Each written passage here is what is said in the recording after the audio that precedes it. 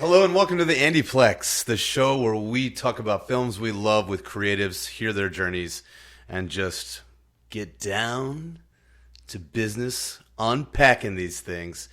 I'm here on a field trip away from the Plex with Mike Lawhorn, a.k.a. Heavy M. Heavy M. Yes. A.k.a. Heavy M. That's a really sweet. When did that? Yeah. This nickname emerge. This nickname emerged in 2002. There was this rather large girl named Khadijah Grogan. We went to high school. It was Sprayberry High School. I believe it was in Ackworth, Georgia. And she just randomly called me Heavy M one day, and it's stuck ever since. It almost sounds like a rapper name or like a... I don't know. Yeah, that's the great. The only rapper I know is a Snickers rapper. Yes, indeed. Well, yes, Mike, I met you at the New Beverly through Christopher, that 70s guy whom I've had on the show several times, and Angel Sierra, whom I had on the show a few times. And yes. Yeah, I just would run into you at screenings all over town, Bev, Vista, LF3. The Eastwood. The Eastwood, yes. So... You're a massive cinephile. I kept running into you, and we got to talk, and yeah, we hit it off. So we're both cinephile folks, and we also both own projectors, and we just watched the movie we're going to be discussing today. That this is only the second time I'm going to be doing this. We did this with Christopher, the 70s guy, with Lifeboat earlier this year, where I just watched the movie, literally just watched this at Mike's place on his seriously incredible projector setup with state-of-the-art audio. Thank you. And the Apple, which is a dystopian sci-fi cult classic that I literally only heard about, I think, maybe at the end of last year when I kind of started to go a little bit deeper with some of my musical awareness. You know, Rocky Horror Picture Show, I saw that a long time ago, but then I was combing through Brian De Palma and did Phantom of the Paradise, and I think from there, actually I saw that at the Bev a couple years ago with Christopher. So did I. Cool. Not with Christopher. I saw it at the Bev a few years ago. It was during the Edward R. Pressman screenings, and Edward Pressman's son was there because they were honoring his father's passing, and filmmaker and cinematographer Ernest R. Dickerson was there. Oh, cool. And yes, he photographed a lot of Spike Lee's films, and I got to have a chat with him, which was great, I might add. Oh my God, that's awesome. But yeah, that's how I didn't even know what Phantom of the Paradise was until I saw it at the Bev as well. Yeah, it's a really underrated gem, and I found a lot of similarities with this film, but we'll get into it soon when we get into the nitty-gritty of the Apple. But the Apple, quickly, let's just go into your sound system. I know yes. We can't do a test for the audience, but you said it before, there's speakers behind the projector screen like you're in a movie theater. Walk us through your rig for the lay people out there, but this is a serious rig, and watching this movie the way we did, and it's a musical, I mean, it just literally sang and shined out loud, and wow. Well, the type of setup this is, and thank you for those nice comments. I appreciate that, because it was meticulous the way I built this thing. I am going to completely confess I'm autistic. I have what's known as Asperger's, and I've been very... Does that mean you're really good at like technical things? Yes, like or not necessarily just technical things, but like when a person has what's known as Asperger's, which is under the autism umbrella, it's very extreme. You're extremely terrible at many things, and you'll never get it, or you'll never achieve it, whatever it is. For me, it was usually math. I'm still terrible at math. Well, I'm terrible at math. Well, I'm really, really bad. But then other things that are of interest, I go above and beyond. And the kind of complexities that go through my mind, I like a lot of layers that add up to give the impression like it's just one thing. Right. So much like how when you layer on visual effects or you layer on different levels of sound or whatever, the audience, they just take it for granted, but I know all these different pieces that come together. So having said that, when I built my home theater setup, I wanted it to, it's not going to be precise, but I wanted it to as closely match the cinema as possible. So I have a 12-foot screen. It's an AP screen, which means it's audio pass-through. And behind the screen, There are 6 speakers. There are 2 center channels, 2 lefts, 2 rights. They're all stacked on top of each other. And I have an additional amplifier that's plugged into the main receiver to double up the amount of speakers. So this receiver I have, it's a Pioneer VSX 1121K. It was released in 2011, which I still use. And I still use it because a lot of receivers of today, they're trying to be more simplified, so they deduct a lot of special features that these older ones would have. This receiver came out at a time where we were right at that turning point, getting into 4K and 3D. So it's got just the right amount of features. It's not the most powerful, but because you can add on other amplifiers with the RCA output, that's what's helped me double up. That's why there's 2 of the rear surrounds. Yeah, we're surrounded by speakers here at his living room setup. Walking through it. I mean, how many speakers is it all? There are 8 speakers Wow. on the walls. There are 2 left surround, 2 left rear surround, 2 rear right surround, and then another 2 right surround. You know what I mean? It's epic, man. It's powerful. It's Thank you. I feel as if I'm in. I call my setup the Plex or the Andy Plex, which became my nickname. But I think we need to come up with a name for your setup here, man. This is it's truly a movie theater. Well, thank you. Yes, Yeah. and in the grand total of things, it is 14 speakers and 4 subwoofers. Incredible, man. 4 subwoofers, 2 on the left, 2 on the right, in the very front. So speaking of stacking things up, yes. you just walked me through it before we started recording. Walk us through again how you got the audio tracking the way you did, where it was 3 separate recordings. Is that correct? Now, here's what when you mentioned that, I'm working on it now. So Okay. The Apple, when it was initially released, it was released with Dolby Stereo. 1980. Or Happy 45, by the way. Yes, and right at the tail end of it, because we're at the end of 2025, and the end of the 45th anniversary. The movie was released in Dolby Stereo, which is 4 channels. That's left, center, right, and surround.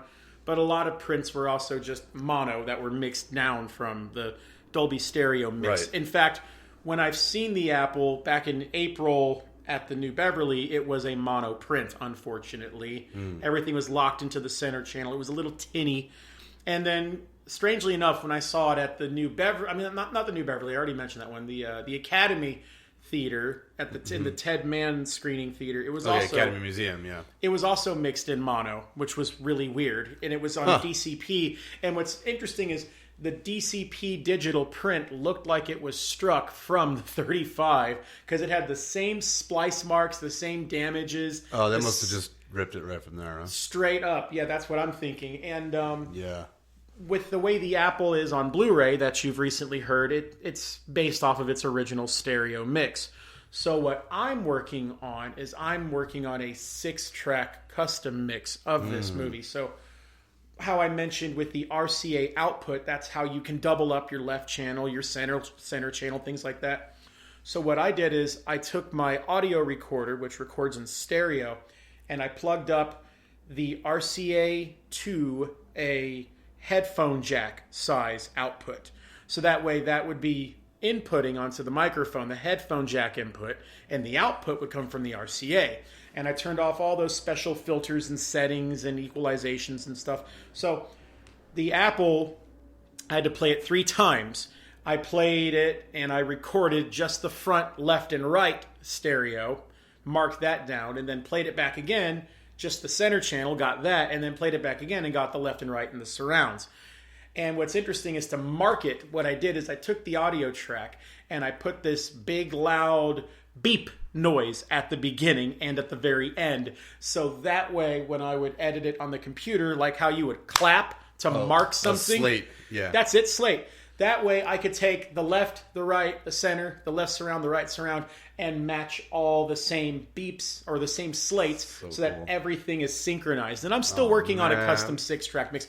I gave you a sample of the 6-track Yeah, mix. it's unbelievable, man. I know, the bass was really strong. It was really ripping, dude. And this movie just explodes. And all right, well, let's get into the Apple. Happy 45. Thank you so much for folding me into this. Again, this is only the second time now I'm doing the cold watch. Normally I would watch it before and do a bunch of homework on it. So I'll help you. Help me out with character names and actor names and all that. But I let it wash over me, and your unbelievable setup. And I'm really glad I popped my cherry, popped my apple here.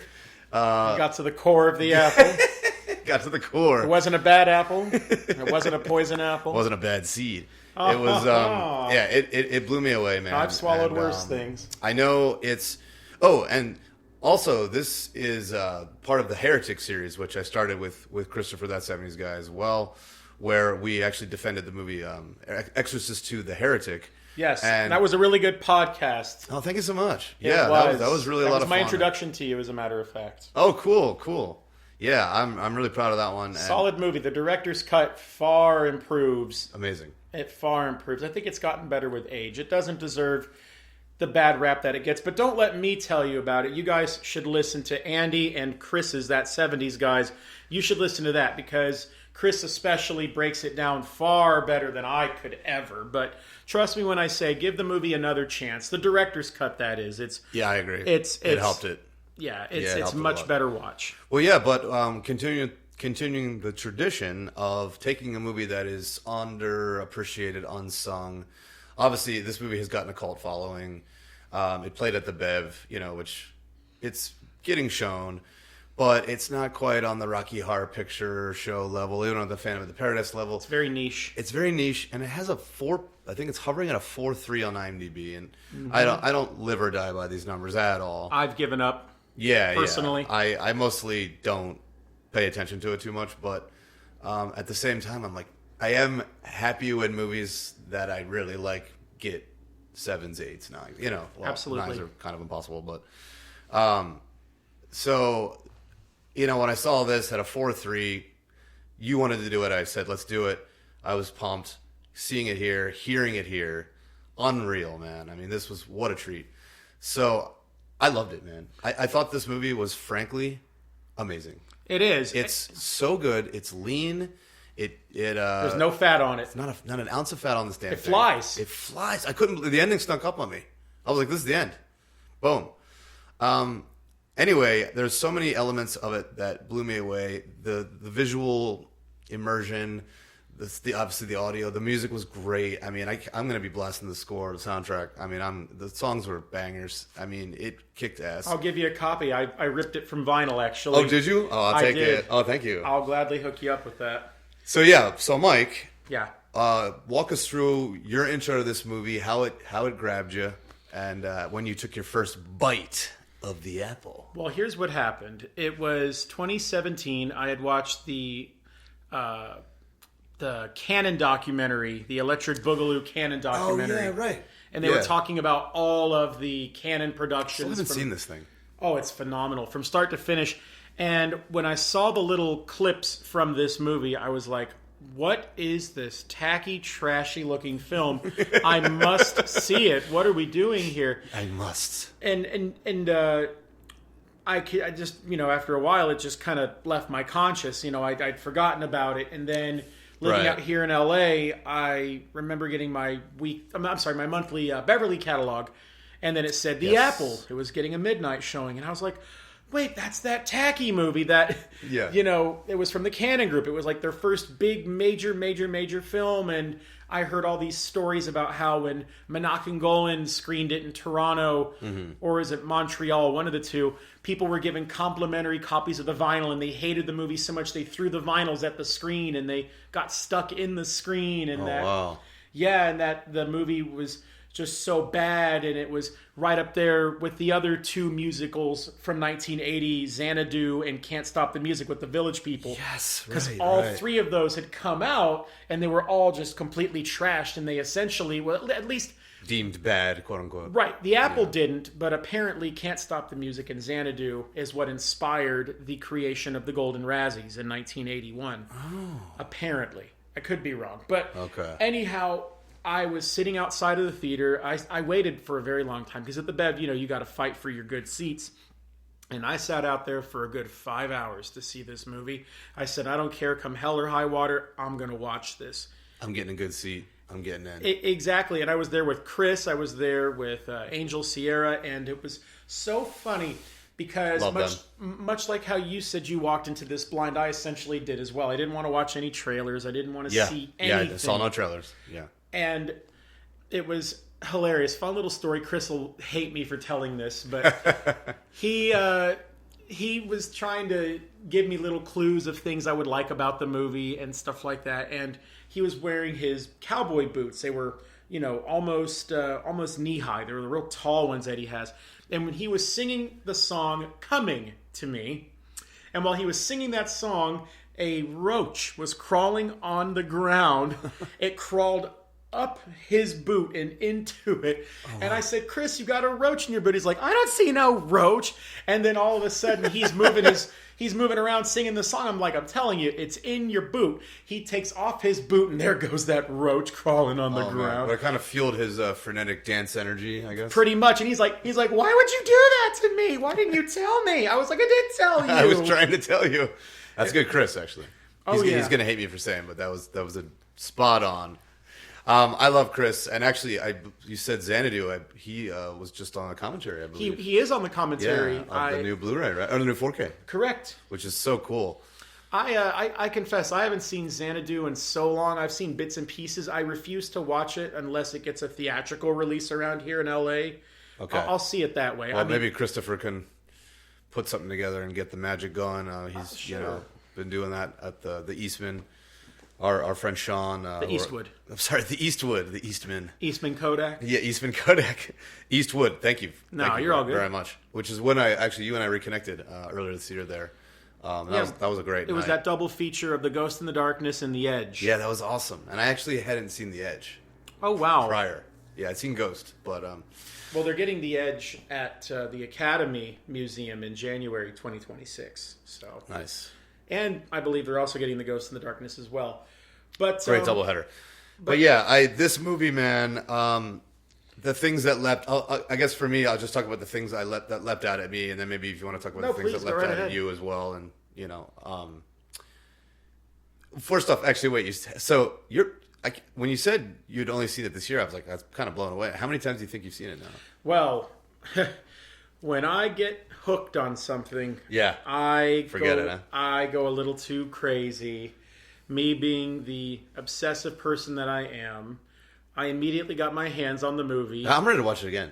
Oh yeah, right now. I did not think I was going to like it at all, because they had the posters in the lobby at the Bev and things like that. I'm like, God, these people are wearing these little triangle bindies on their foreheads. Yes. This looks so tacky from what I could recollect and things like that. And then from the moment the movie got started and they're singing, "Hey, hey, hey, Bim's on the way," I was like, oh my God, this is so atrocious. I live for this.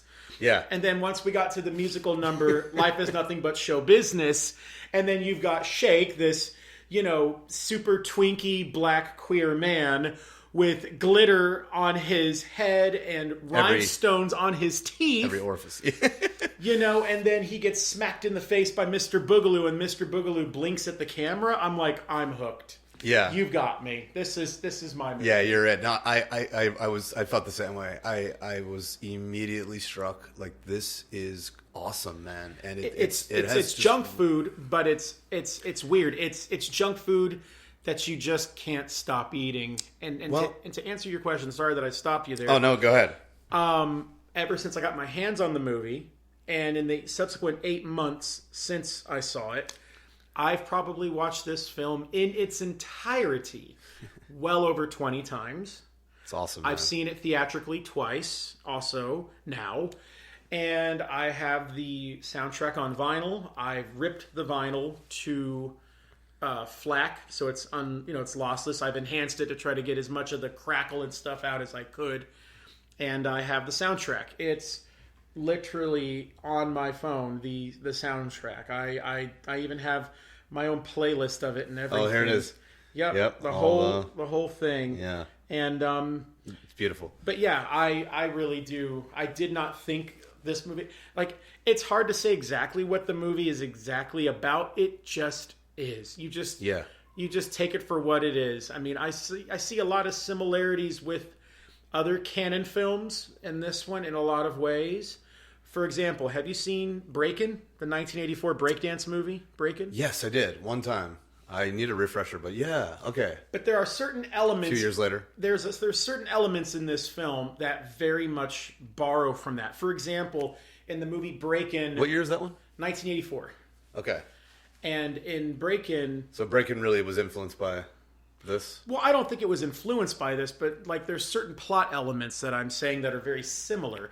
There's... Yeah. You know, with the movie Breakin', you essentially have a girl, Kelly, played by Lucinda Dickey, who's trying to break in to the whole breakdance world because she's not really doing so well because her dance teacher, Franco, is unfortunately really trying to come on to her a little too strong. And she's, you know, like the kind of rich white girl who gets involved with the two black guys, that kind of thing, in a good way, I might add. And she's seeing a different type of class, and she's trying to, you know, be the person that gets in and things like that, and, you know, trying to bridge that divide and everybody's equal. And then you've got the whole talk about, you know, trying to get an agent.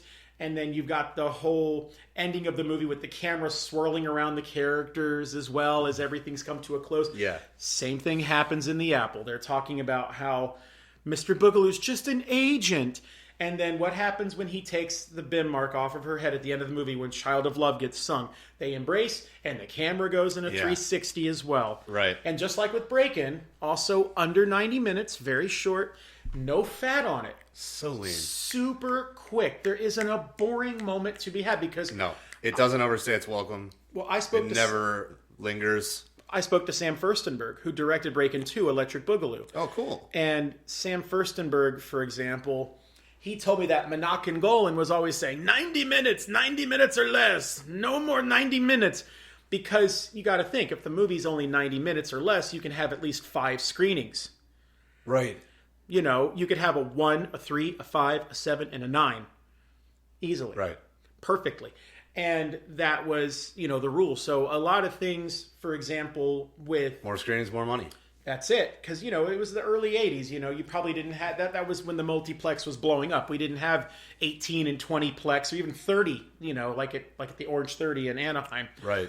But unfortunately, with that business practice, a lot of times you do sacrifice your story. There were many musical numbers and many things that were cut from The Apple. In fact, Okay. I met George S. Clinton, who was the composer of this film, one of the co-composers. Really? Yes, along with Kobe Recht and his wife Iris Recht. And when I saw this at the Academy a couple months ago, I got to ask George some questions. I said, George... So this just happened, yeah. I said, George, when are we going to get a proper, cleaned up digital release of this, whether it's on Spotify, Apple Music, any sort of cleaned up thing, whatever? He's like, it's probably never going to happen. Because much like how we were talking about, it's a niche film, you know. It's you know, unless MGM or something thinks about doing that, it's probably not going to happen. So the vinyl is about all we got, unless you can find a cassette of it, because it was released in Spain on cassette. And unfortunately, I ordered that very cassette, and it arrived, and it was no good. Because it was just, it wouldn't play or anything. It was a bad apple. But George S. Clinton, I asked him, I said, about how much was cut from this movie. And he said quite a bit. Yeah. He said the budget was rather large. It was a $10 million budget film, which is huge. 1979 when they shot it. Mm-hmm. You know, That's huge for Canon. Yeah, that was big. And in fact, the opening of the movie, right when we're already just thrust into them performing BIM, and you see the people feverishly running up there, and they got the motorcycles and things like that, that's technically a good 10 minutes after what really opens. The movie really opens up with a song called Creation, which is actually on the vinyl. Okay. And what happened is Joss Ackland, who plays Mr. Topps, who now randomly shows up in his gold Rolls Royce at the end of the movie. Yeah. He's the original person that sings the song. He's chiseling like a stone version of Alfie, and Alfie comes out of the stonework, and he's essentially Adam, and she's essentially Eve. Bibby is, Mary Catherine Stewart. And that's why a lot of times whenever they do things or they say things, they're on opposite ends of the spectrum. She's the gullible one who wants to sign the contract. Right. She doesn't care that he's only taking 50%. Whereas Alfie is the one who's like, no, have you ever read an American contract? It's full of pages, a double talk, things like that. Yeah. They're also opposing, Don't sell out the whole... Well, real quick, let's back up. I'm just going to read the IMDb kind of breakdown plot of The Apple. Alfie and Bibi, two sweet, naive youths from Moose Jaw, Canada, have come to America to compete in the 1994 World Vision Song Festival. Although the pair have talent, they are beaten out by the underhanded tactics of the festival favorites, another duo with the backing of BIM, Boogaloo International Music, and its leader, Mr. Boogaloo. Though crestfallen by their loss, Bibi and Alfie are soon delighted to hear that Mr. Boogaloo has taken an interest in their music and wants to sign them to his label. All is looking up for the two until they begin to discover the dark underside of the rock and roll world.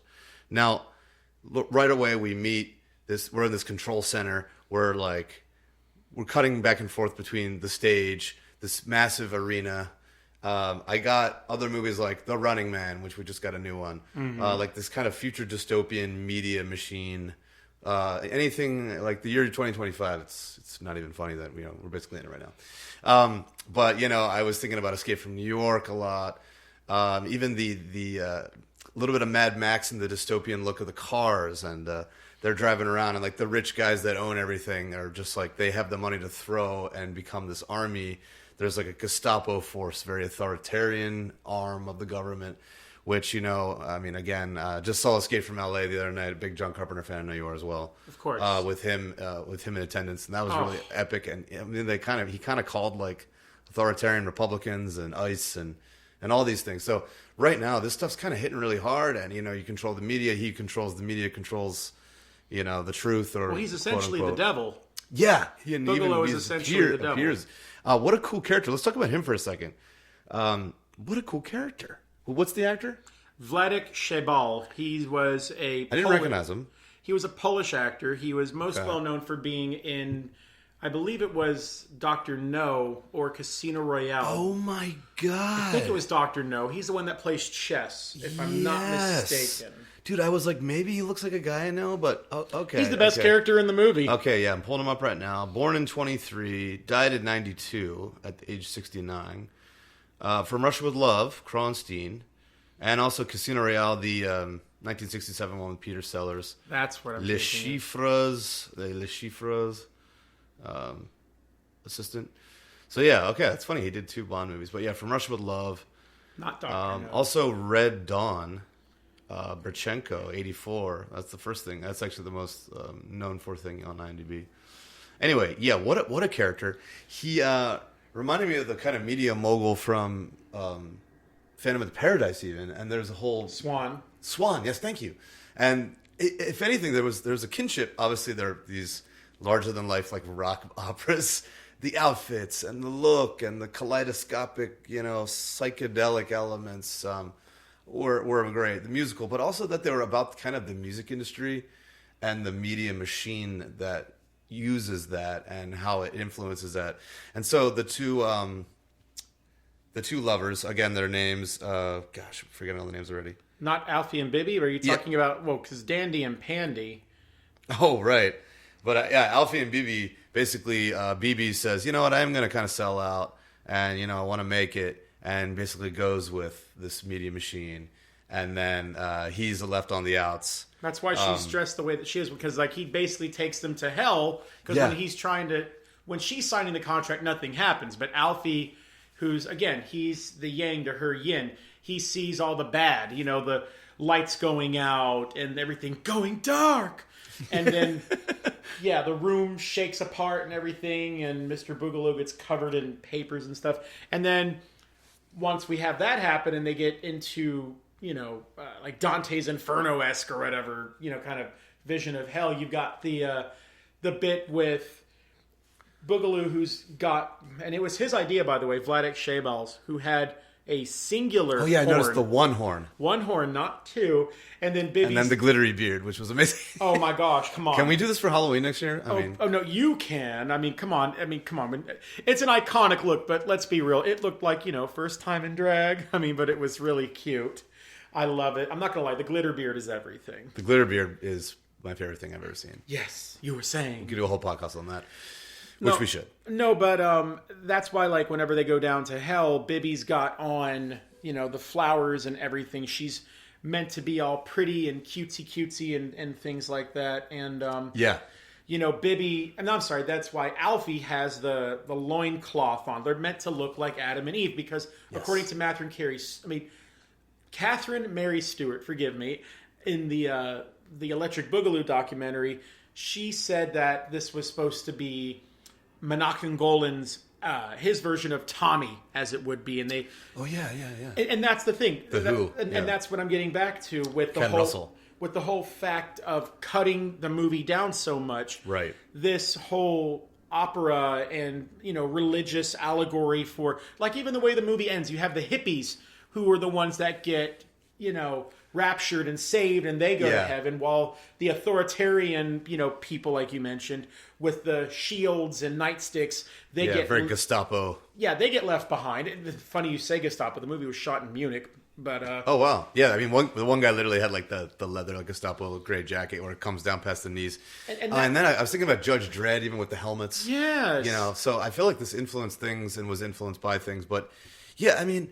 It's one of those things where I think it's a double-edged blade with the length, and I know there was probably some things they left on the floor that probably plagued the director and producers, but at least the beginning. Yeah, maybe that hurt. Because you can, now that I've seen it so many times, you can tell that the opening of the movie, that shot of Boogaloo walking, it doesn't feel like an established shot. It feels like we've already met this character. Yeah. Because if they would have stuck to the beginning after, like I was saying earlier, whenever Mr. Topps, who's basically like God, when he carves out Alfie, there was, when they shot the scene, it was $1 million to shoot the scene. There was apparently a bunch of prop Brachiosaurus dinosaurs. There was a real tiger, and there's a couple of still photos that exist of Mr. Topps and Mr. Boogaloo, and they were like singing and dancing and everything. They were already opposing sides. That's why when Mr. Top shows up at the end, it would have made more sense because you would have seen him in the beginning rather than the random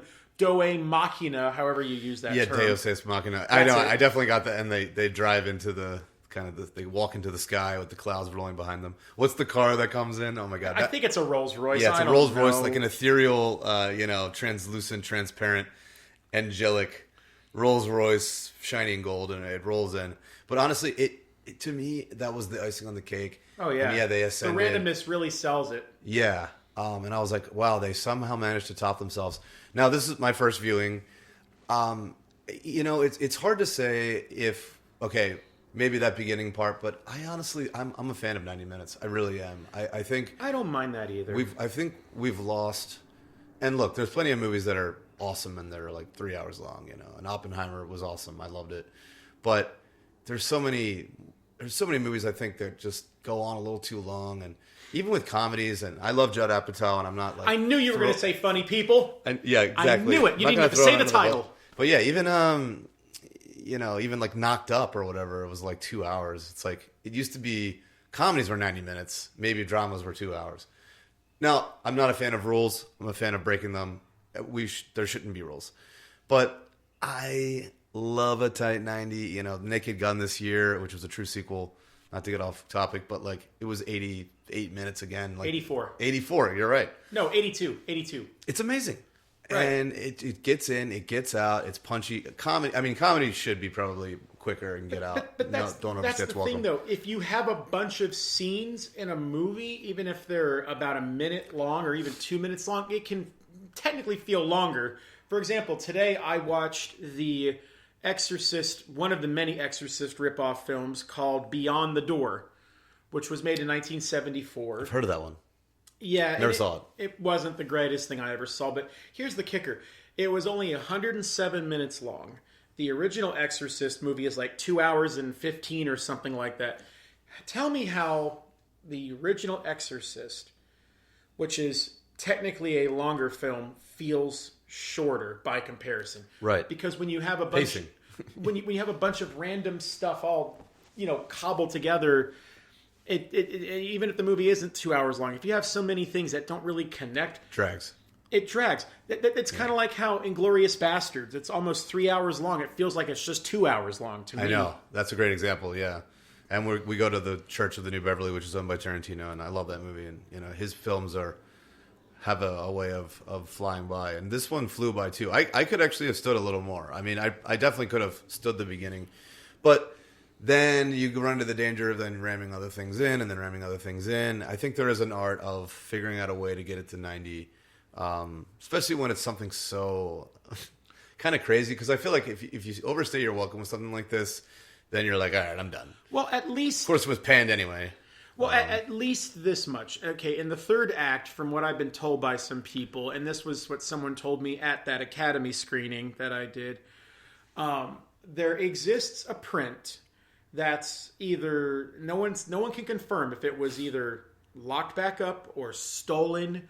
We don't really know, but apparently in 2008, MGM lent out a 35 millimeter print of the Apple, and they accidentally lent out their preview print, not the final print, which is what we've all been seeing, even right this very moment.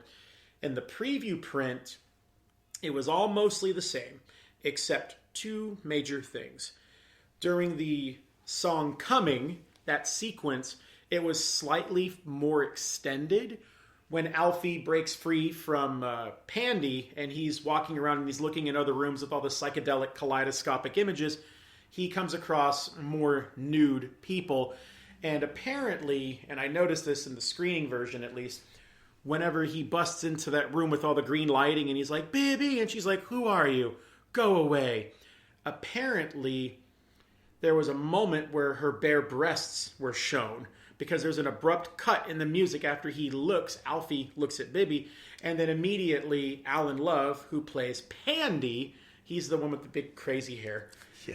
He's laying in bed, but then after Alfie looks and he turns away, he's already at the door frame smiling like a smartass. Right. Because of that cut of that nudity, allegedly. And then the final thing, and this is what this person told me, the climactic scene at the end of the movie where they sing the song Child of Love, clips of it are shown in the trailer. There's more lyrics. There's, Alfie and Bibby. Bibby says, "I'm holding a baby in my arms." And she sings more lines saying like, "Show me, tell me, teach me, child of love." And it's more extended, the Child of Love segment. And then apparently the visual effects were incomplete when the gold Rolls Royce shows up. They said it just looks like a black blob in the sky. Okay. And then Topps just shows up with no animation at all. So there's, that was the preview print in 2008 when it was accidentally sent out. And ever since then, nobody ever knew what happened to it. No one knows if it was sent back to MGM, if it was stolen, if the people who ran the print are still holding on to it. We don't know the status, but yeah, those Is there a moments. Online community on Reddit or something of people that are obsessed with this movie, or I don't know. much as you? I've never really looked. I should look. Maybe you could start this effort if it's not already a thing. Because I mean, you're talking about it. I feel like I've got skin in the game now. I know. Apple skin. That's it. Don't peel it off. Don't peel it off. No, because I definitely want, now that the thing is, if that, I know I'm all over the place. This 45 years ago. No, it's okay. This was one of those films where we didn't have the luxury that we do today. Today, we hear about a movie, we can just simply pull it up and we can just get our hands on it. Yeah, we can watch a trailer on IMDb in 2 seconds. YouTube. Anything. Back in those analog days, because you and I, we come from the era of transitioning from analog to digital. Yeah. We remember when physical media was the major thing.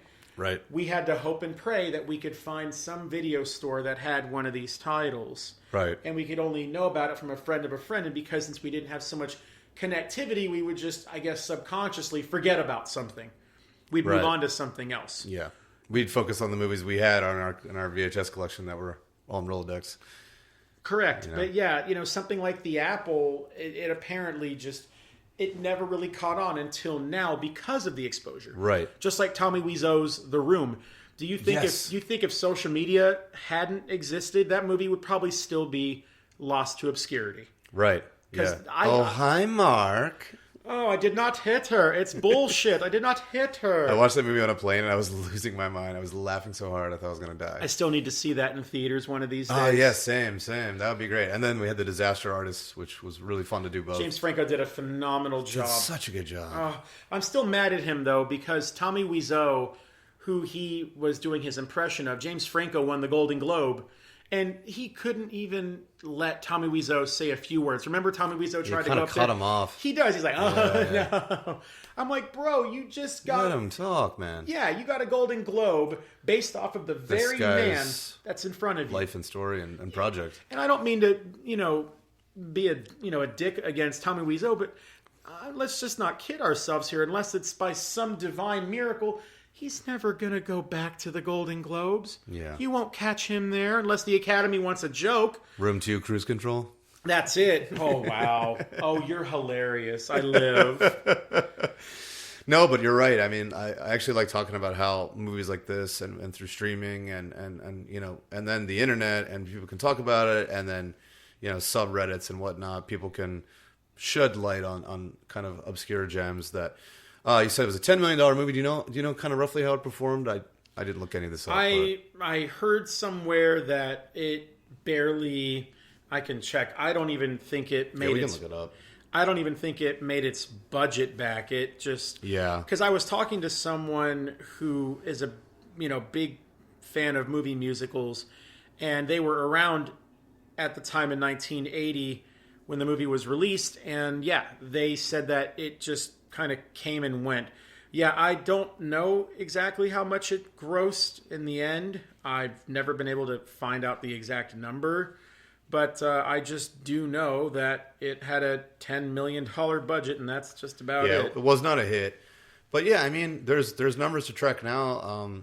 How many movies flopped when they came out, and now they became cult classics, and then straight up just became, where they made their money. I don't know, like another Carpenter movie, The Thing, 1982, just a couple years later. I mean, it literally ate shit at the box office against E.T. And it ate shit from the critics, too. They called it... I know. I think it was Gene Siskel that called it a cinematic geek show. Yeah. Which is just criminal. And then it was trying to be Alien, and it was not doing Alien as well. Actually, again, to go back to Carpenter, which I always do, but no problem. I saw him the other night, he literally said how much it hurt his career, for a while. And now he's regarded as like this awesome thing.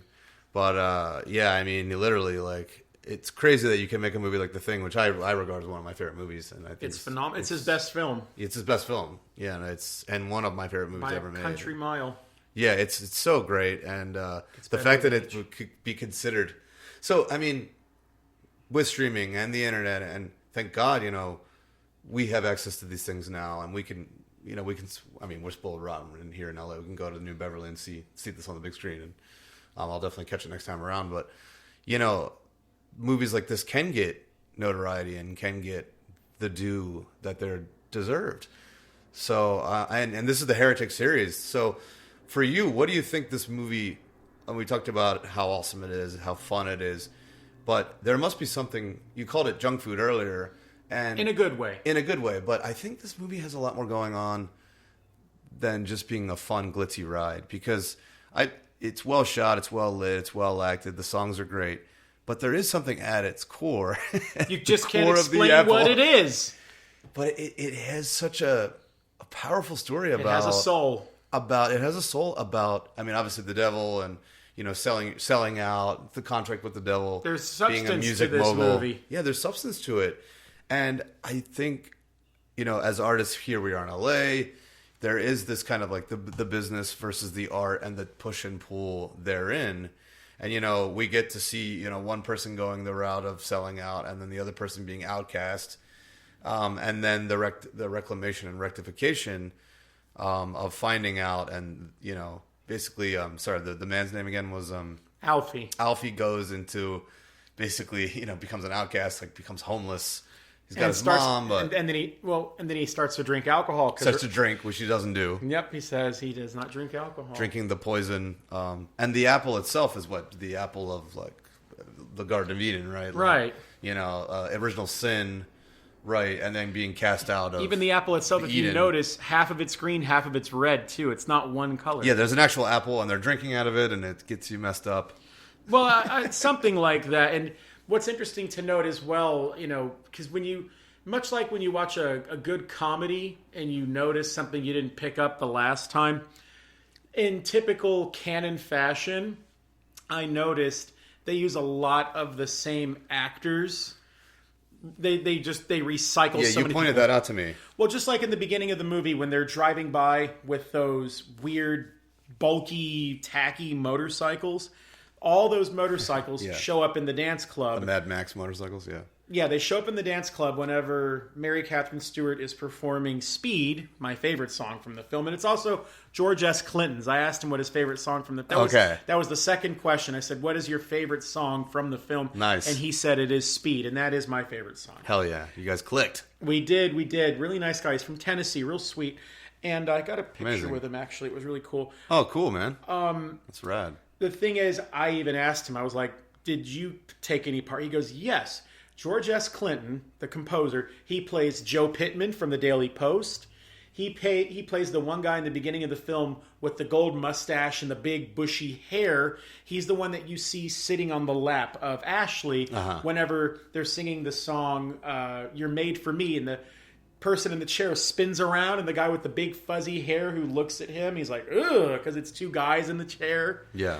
So he plays that. He also plays the clown, the Mr. Boogaloo. Oh, okay, nice. That's him. That's George S. Clinton. And the same thing goes That's with so rad. And the same thing with a lot of the other guys. The one shorter black guy who has the small fro and the goatee, he plays the police officer that says, you're not wearing the BIM mark. He's one of the dancers. And Which was the triangle authoritarian stamp that everyone has to wear, and the Gestapo will literally stop you. The sticker. And actually, I found myself thinking of Zelda with the Triforce, which was later. I mean, my God, that's so true. I don't know if it was influenced. I mean, it's a triangle, but it was specifically hit me. It just felt like such a I feel like I could have seen an Apple T-shirt and I would have thought it was a Zelda shirt. Or well, like the final things I'll say in terms of them recycling things. I just noticed it this very first time. It looks like, I could be wrong, the set that they use, the Hell set with all the rock work and everything when they're performing the song, I would not be surprised if that's the same set they use at the end of the movie when all the homeless and the hippies are down there in the cave. I bet that's the same set. Because the final thing I'll notice, the one cast member in particular that I can definitely pick out, the one black guy, the one who has the two faces, that's performing that really during the stuck out in the beginning. Yeah, he plays the fireman who's in the very front when they're dancing during the BIM exercise. He's the one hippie that you see, the one black hippie. He's dressed in red during the You're Made for Me segment. They really do recycle, like I said, not only the vehicles, but the same actors. People who are playing dancers are playing everything, because it's a good business thing, but it is one of those things where if you see something more than once, I guess at that time, 45 years ago, they thought this person will just see this in theaters once, make the money, and keep it moving. But, I guess they weren't counting on people like myself going back and rewinding and scrutinizing, hey, I know that guy. Yeah, and watching it on a super high definition format. And no one knew what the high definition was in 1980. Yeah. Well, I feel like there's something about those elements that add this kind of I did a little bit of musical theater in high school and then in college. Nice. And there was it's common to have an actor, especially for some of the ancillary characters and parts, to be played by the same person. So I think it kind of gave it I don't want to say vaudevillian element, but you're in a troupe. These guys are a troupe, you know what I mean? And then you see the same actor playing multiple parts. And for me, it kind of gives it that DNA of a longer tradition of that kind of thing. And also, I can't help think of sketch comedy, a lot of times, Monty Python, or even, Kids in the Hall later, Mr. Show, and even sketch shows now, you'll see actors playing the same, in the same skit, you'll have actors playing multiple people. And I love it. I think it gives it that classic edge to it. I agree. And it's funny you mentioned Monty Python, by the way. The end of the movie, whenever they're interrupted singing the song Child of Love, and all the BIM guards or whatever are banging on their plastic shields. Yeah. Tell me it did not sound like the Knights whenever he's showing up and they take the coconuts, click-a-clunk, click-a-clunk, click-a-clunk. Tell me it didn't remind you of that. Holy Grail. Yeah, which just turned 50 this year, 1975. Wow. So yeah, another anniversary, 5 years earlier. That's a good little reference point, I might add. Yeah, I know. I was like Jaws and Rocky Horror and I'm Monty going to Python see Holy Rocky Grail Horror all turned 50. at the end of this year for sure. Oh, cool. And Deep Red by Dario Argento. Argento was there that night too. Was there with Mark and Amber, Oh, lucky you. Tony, and guys like that. But yeah, it was fun. Actually, I had a ticket to go to the Frank Henenlotter double at New Beverly, but I was like, I gotta see. Oh my God, was that Frankenhooker in Basket Case? Yeah, that I was literally I had a ticket for that, and I was like, I gotta go see Dario though, man. Shoot, he's 85, and who knows when he's gonna come over again. So anyway, yeah, 50th of Profondo Rosso. That's Deep right. Red, which is amazing, Giallo masterpiece. But isn't it remarkable though? Let's briefly talk about those three films: Xanadu, Can't Stop the Music, and The Apple. Three major musical films, all in the year 1980, all critically panned. All three have their own cult following, and it's no mistake why. And I'll tell you, a lot of people, they want to listen and trust what critics have to say, what they say, whether it's in print or whether it's on YouTube nowadays. I think people really should, listen to whoever they kind of vibe with or kind of can see their perspective and see some like-mindedness, which is fine. But to actually take that as law is wrong, because I have missed out on so many films listening to what critics and other people have told me. And now that I've seen The Apple, after avoiding it for so many years, I was absolutely changed.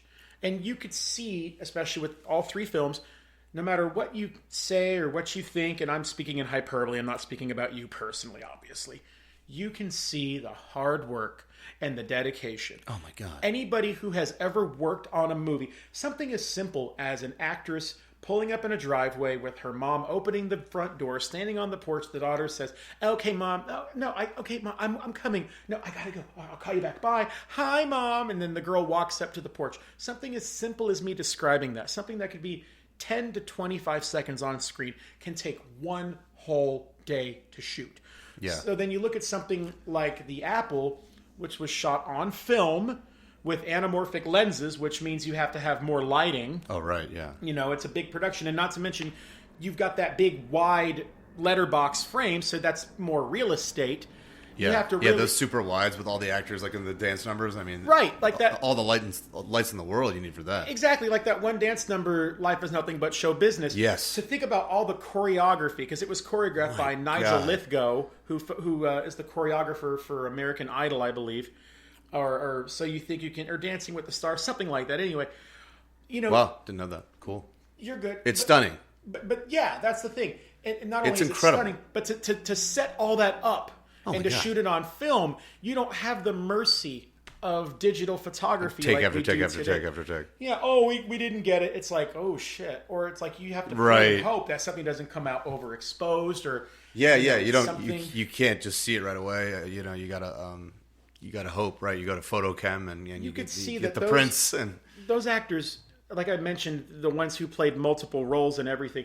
You can say what you want about The Apple or Xanadu or Can't Stop the Music, but each and every one of those people who had to act and dance and lip sync, oh my God, it's a pain in the ass. it's incredible. I can't imagine how hard these people had to work, especially working, and may they rest in peace, working for Golan and Globus. They were notorious for pinching pennies, being very tight with their budgets and things like that. It wasn't, in the film Delta Force, which was shot in the summer of '85, Shelley Winters, who was on a plane in Israel, in an actual plane in the heat when it was over 100 degrees in the plane, she thought she was going to die. And director Menachem Golan, who also directed The Apple, she said, I'm going to die in here. He's like, well, then do it, and then you die. Just the kind of ruthless nature that these guys had about how they wanted their stuff filmed. They were cranking out more movies in 1 year than a studio could crank out in 5. They usually had like 20 or 30 films in production at once. Like that movie Breakin', like I told you about, they wanted to beat Beat Street because MGM, I believe, a quick reaction. was it MGM or was it TriStar? One of the two was working on Beat Street in 83, and they already had the release date set up for, I think it was the fall of 84. So, like, Menachem Golan hired director Joel Silberg, and they casted and shot Break-In, from what I was told, from January to March of 84, and they had it cut, tested, promoted, and ready for release in May. Damn. That fast. I mean, it's a Herculean task, to say the least. No, I mean, even if you don't understand the musical, like, some people are just like, I don't like musicals. You know what I mean? I actually was like that until I did West Side Story in my senior year of high school. And I got to be a jet Arab. And Nice. And then my dad, who was a travel booker at the time, took me up to New York on these coaches. I got to sit in the back. I did my homework. You know, we went up on a Saturday, got to see a show, came home, had dinner, came home. I saw The Producers with Matthew Broderick and Nathan Lane, and I'm a Mel Brooks fan. Oh. So I grew up with like Spaceballs, Blazing Saddles, you know, Young Frankenstein, History of the World. Yeah, you name it. And I saw Producers on Broadway, and I was like, oh my God, musicals can be the coolest thing I've ever seen. The sets, the songs, the gravitas, the power, the comedy, the hilariousness, the biting satire on again, fascism, which is another parallel with the Nazis and everything. Mm-hmm. Springtime for Hitler and Germany. But anyway, I came home from that a changed man. And I joked with you, and I'm not even joking, that this movie changed me again. It washed over me. But like, even if you're not into musicals, you can't help but just be like you said, the blood, sweat, and tears that went into making the amount of time and love and energy. And they did it probably faster than they wanted to. Like this, I didn't realize they cranking them out so damn fast. It's unbelievable. I mean, a movie like that now would cost what? Upwards of 100 easily. Well, you know, I mean, that's a discussion for another day. Yeah, for sure. Because I'll just give a cliff notes. Like, we're living in a time now where if your movie doesn't make $500 million, then it makes $2 million. There is no more middle ground. There's no middle anymore. Yeah, you're right. You know, just like how recently, you know, because now it's basically 2026 at this point. Because it'll be 2026 in 3 weeks as of this recording. That's kind of crazy. Because it's December 25. Technically speaking, They were talking about at the Billboard, there was no song of the summer because everything from 2024 just kind of carried over. Right. Same kind of thing where things are just kind of lazily just schlepping along as it would be. Yeah. But, we did have Wicked Part 1 and 2. So musicals are still making a splash, and Wicked 2 is kicking ass. Wicked 1 did great. It is, but, here's my thing. You mentioned people who don't... Most everybody says, oh, I hate musicals. That's bullshit. Number one, if you watch Disney movies, you like musicals. You like musicals, yeah. Like, so many of my friends are like, oh, I don't like musicals. I don't like Grease. I'm like, well, did you like Little Shop of Horrors? Oh, feed me, Seymour. I'm like... Yeah. I'm like, wait. You like musicals. That's it. Yeah. That's it. Right. Same thing with West Side Story. Yeah. Oh, I like West Side Story. Well, then you like musicals, honey. For sure. It's that thing where so many... I don't want to go too far off, here, but... Tangent, yeah. It's that straight guy thing where they think if they like musicals that it makes them gay. And I'm like, well, first of all, sweetie, you are aware that most every musical is written by people who are a combination of two things, gay and Jewish. So, tough shit. Get used to it. And that's kind of ironic because The Apple has a lot of gay subtext. You might have noticed during the coming sequence, there's a lot of drag queens. Yes, absolutely. The movie's kitschy. It's tacky. The character Shake is clearly gay. I mean, like I said, he's constantly... I don't know why he does this. I wish I could ask Ray Shell, who plays Shake. He's always... For whatever reason, he's always smelling his fingers. I don't know if he's trying to get high off of his nail polish or something. I don't know. It was a fun quirk. Sometimes it's just cool to have character quirks. And there's a larger-than-life-ness of this thing. It leaps off the page, and those kinds of things, I think, add to the... But the thing is, no matter what, I will say this much. This movie, and this is a crazy conspiracy of mine, right from watching this the very first time, this movie was ahead of its time. Absolutely, man. I cannot imagine Menachem Golan with his team of editors who were cutting this picture together, especially with such breakneck speed, did not finish this movie and think to themselves, because like you said, you even feel like you could watch again, like how I watch it again. Yeah. It has enough. Let me know when you're watching and I'll come back. When I get the 6-track fixed, I'll get you. Oh, man. Yeah, definitely come back for that. Because it's going to be a big difference. Dude. Yeah, just that little clip you played me, like, ripped. Oh, thank you. But that's the thing. This movie, it has a lot compact into its 86-minute runtime.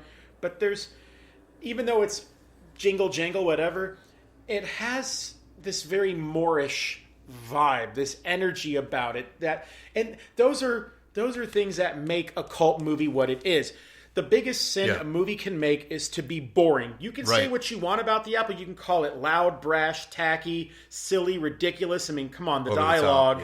The dialogue. I mean, come on. I've never been so high in my life. Alfie, wait a minute, Alfie. Yeah, 3 Alfies in, like you said that right away. You can say what you want, but you can't say the movie sucks. I couldn't look away. I know. In fact, I had to remember to breathe a couple of times. I was so taken by it, man.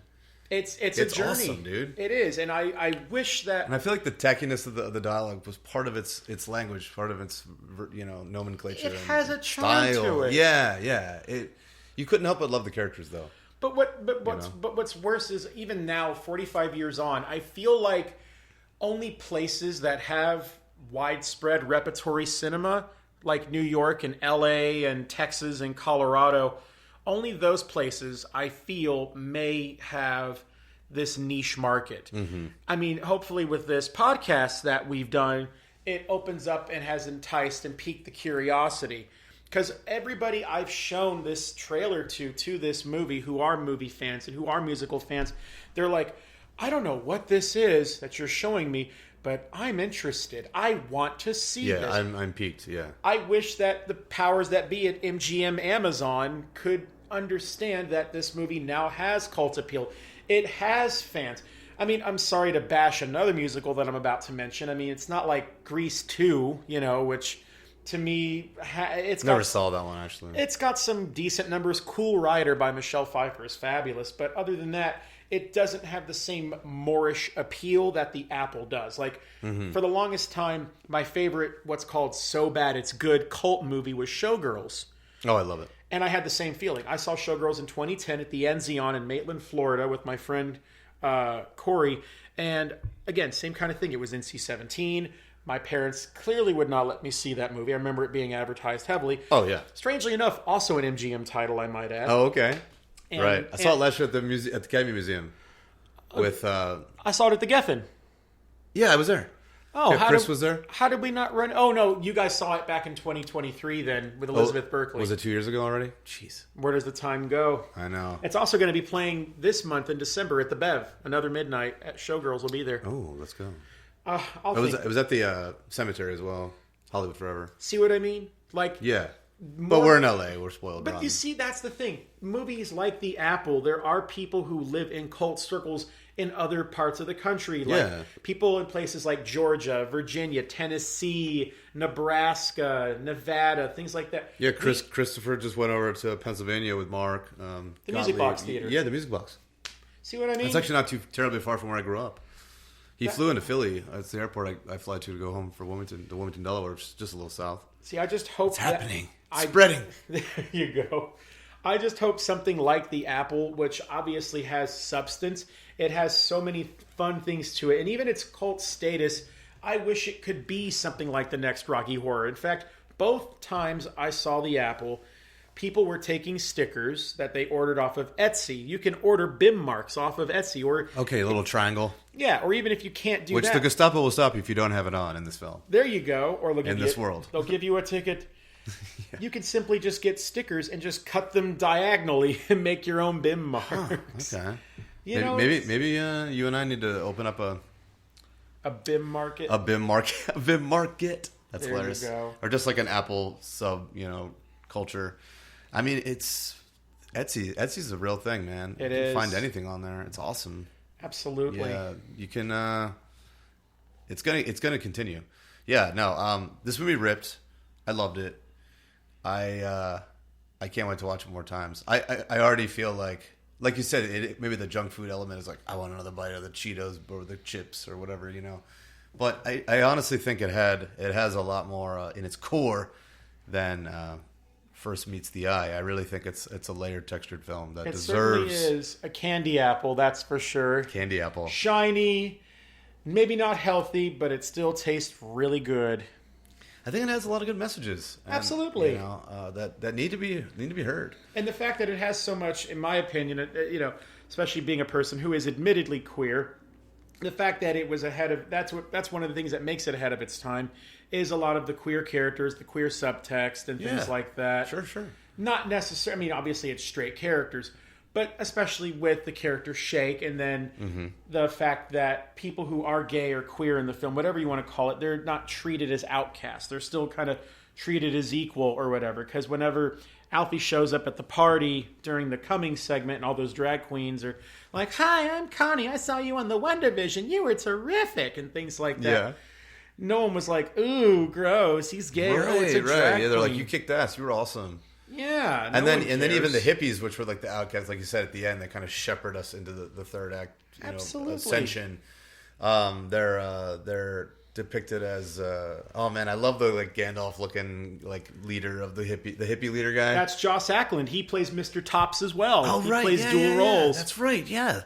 Oh, thank you for saying that. Yeah, so that was another when great dual role. When he shows up as Mr. Tops, he looks like Australian singer John Farnham, who sings the song "You're the Voice."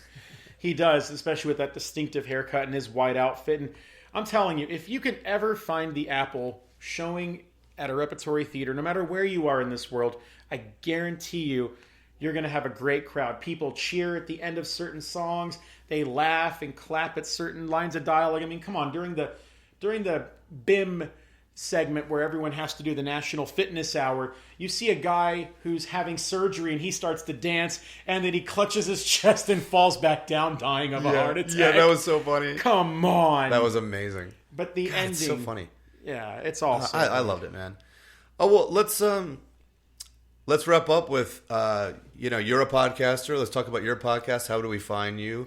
And, lay it on us. Well, yes, my podcast, Heavy M Productions, can be found on rss.com. If you go on your phone and you say, "Okay, Google, Heavy M Productions," you'll find me on there. You can find my podcast on Spotify, also Heavy M Productions. If you want to look at my YouTube channel, same name, Heavy M Productions. My podcast is also linked to the Heavy M Productions on YouTube. I'm holding up a picture of a clapperboard. It's a black and white image. My social media is bdynamite86. You can find me on Instagram and Facebook as well. And you can go there for weekly movie reviews. Love it, man. Love it. Real quick, what's been jumping out of you lately? Anything like 2025? What was your favorite movie?